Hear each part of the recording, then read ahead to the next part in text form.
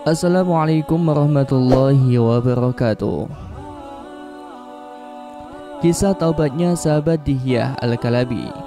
Kisah ini benar-benar nyata terjadi di zaman Nabi Muhammad SAW. Dahulu kala, ada seorang ayah yang dititipi Allah 70 anak perempuan. Namun karena masalah sepele, sang ayah tega membunuh anak-anak perempuannya, padahal mereka adalah darah dagingnya sendiri. Na'udzubillahi min dzalik. Perbuatan ini benar-benar dosa besar yang telah menyia-nyiakan amanah Allah. Dalam Islam, orang tua dituntut untuk memenuhi hak anak, menyayangi mereka, dan dilarang membunuh mereka karena takut miskin. Allah Subhanahu wa Ta'ala berfirman, "Dan janganlah kamu membunuh anak-anakmu karena takut kemiskinan. Kamilah yang akan memberikan rezeki pada mereka dan juga kepadamu. Sesungguhnya membunuh mereka adalah suatu dosa yang besar." Namun di akhir kisahnya, kelakuan pria pembunuh ini akhirnya membuat Nabi menangis dan menjadi idola umat Rasulullah. Lantas bagaimanakah kelanjutan kisahnya? Jangan kemana-mana, simak videonya hingga akhir. Dalam kitab Duratun Nasihin dikisahkan, dahulu kala di zaman Nabi Muhammad ada seorang raja Arab yang kafir bernama Dihyah Al-Kalabi. Paras raja Dihyah ini sangat tampan sekali, hingga tak heran apabila ia berjalan maka banyak para wanita-wanita yang terpesona untuk memandangnya.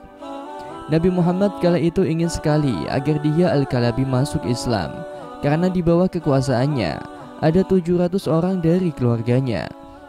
Bahkan Nabi Muhammad SAW pernah mendoakan Dihyah Al-Kalabi agar masuk Islam. Nabi SAW berdoa, "Ya Allah, karuniakanlah Islam pada Dihyah Al-Kalabi." Kemudian di saat Dihyah Al-Kalabi hendak masuk agama Islam, Allah Subhanahu wa Ta'ala kemudian memberi wahyu kepada Nabi Muhammad setelah sholat fajar. "Wahai Muhammad, aku sudah melemparkan cahaya iman ke dalam hati Dihyah Al-Kalabi. Dia sekarang akan menemuimu." Dan ternyata benar, Allah telah menanamkan iman dalam hati Dihyah. Dihyah Al-Kalabi lalu datang dan masuk ke masjid untuk bertemu Nabi. Melihat kedatangan Dihyah, Nabi Muhammad kemudian mengangkat selendangnya dari punggung lalu menggelarnya di atas lantai. Nabi kemudian menunjuk ke arah selendangnya. Melihat penghormatan dari Nabi, Dihyah lantas menangis meneteskan air mata. Ia lalu mengangkat selendang dan dicium lalu meletakkannya di atas kepala dan kedua matanya. Dihyah Al-Kalabi kemudian bertanya pada Nabi, "Wahai Nabi, apakah syarat-syaratnya masuk agama Islam? Kemukakanlah kepadaku." Nabi Muhammad SAW kemudian bersabda, "Hendaknya kau ucapkan, La ilaha illallah Muhammadur Rasulullah. Tiada Tuhan selain Allah dan Muhammad adalah utusan Allah." Setelah itu, tiba-tiba Dihyah menangis. Nabi lantas bertanya pada Dihyah, "Mengapa kau menangis seperti ini, Dihyah? Apakah sebab kau masuk agama Islam atau karena suatu lainnya?" Dihyah Al-Kalabi kemudian menjawab, "Ya Rasulullah, sesungguhnya diriku sudah melakukan perbuatan dosa-dosa besar. Maka tanyakanlah kepada Tuhanmu apa penghapus-penghapusnya. Jika dia menyuruhku membunuh diriku, maka aku akan bunuh diri. Dan jika dia menyuruhku mengeluarkan sedekah dari hartaku, maka aku akan mengeluarkannya." Kemudian Nabi Muhammad bertanya, "Apa dosa-dosa itu, wahai Dihyah?" Dihyah menjawab, "Saya adalah seorang raja Arab. Saya malu jikalau aku memiliki anak-anak perempuan yang bersuami, supaya tak ada yang mengatakan, Fulan bin Fulan adalah menantunya Dihyah Al-Kalabi. Maka 70 dari anak-anak perempuanku itu telah kubunuh dengan tanganku sendiri." Mendengar pengakuan Dihyah Al-Kalabi, Nabi Muhammad kemudian merasa kebingungan. Kemudian malaikat Jibril alaihissalam turun dan membawa wahyu Allah kepada Nabi Muhammad. "Ya Rasulullah, katakanlah pada Dihyah Al-Kalabi, demi keperkasaanku dan keagunganku, sesungguhnya setelah kau mengucapkan La ilaha illallah Muhammadur Rasulullah, maka aku mengampuni kekafiranmu selama 60 tahun dan celaanmu terhadapku selama 60 tahun. Maka kenapakah aku tak mengampuni pembunuh putri-putrimu, sedangkan mereka adalah milikmu?" Subhanallah.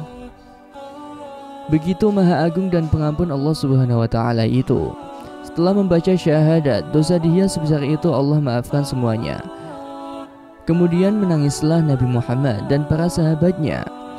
Nabi lantas berkata, "Ya Ilahi, engkau telah mengampuni dia atas pembunuhan terhadap putri-putrinya hanya dengan sekali ucapan syahadat. Maka, kenapakah engkau tak mengampuni orang-orang mukmin atas dosa-dosa kecil mereka dengan syahadat berkali-kali?" Subhanallah, begitu besar pengampunan Allah. Mari mengenal sedikit lebih dekat siapa itu dia dan peranannya di masa Nabi. Kata dia ada yang mengucapkannya dengan di fathah dan dalnya menjadi dahya, dan ada yang kasrah, dalnya menjadi dihya. Itulah dua dialek pemanggilan Dihya. Beliau memiliki nama lengkap Dihya bin Halifah bin Farwah al-Kalabi. Ia adalah seorang pria yang memiliki wajah tampan dan menawan. Maka tak heran apabila ia mendatangi kota Madinah, para wanita pingitan semuanya keluar untuk melihatnya. Karena saking tampannya, sampai-sampai malaikat Jibril pernah mendatangi Nabi dan menyamar, menyerupai wajah Dihya al-Kalabi. Setelah lama memeluk agama Islam, Dihya al-Kalabi banyak menyaksikan rangkaian peristiwa setelah perang Badar bersama Rasulullah. Jadi Dihya al-Kalabi adalah termasuk sahabat Nabi Muhammad. Ia adalah sahabat Nabi yang dianugerahi keutamaan yang tak dimiliki sahabat lainnya, yaitu malaikat Jibril kerap mendatangi Nabi dengan menyerupai wajah Dihya. Sahabat Dihya al-Kalabi diberi umur dan hidup sampai masa kekhalifahan Muawiyah. Beliau juga banyak mengikuti jihad pertempuran. Dihya bertempat tinggal di Almis, yaitu sebuah desa dekat kota Damaskus.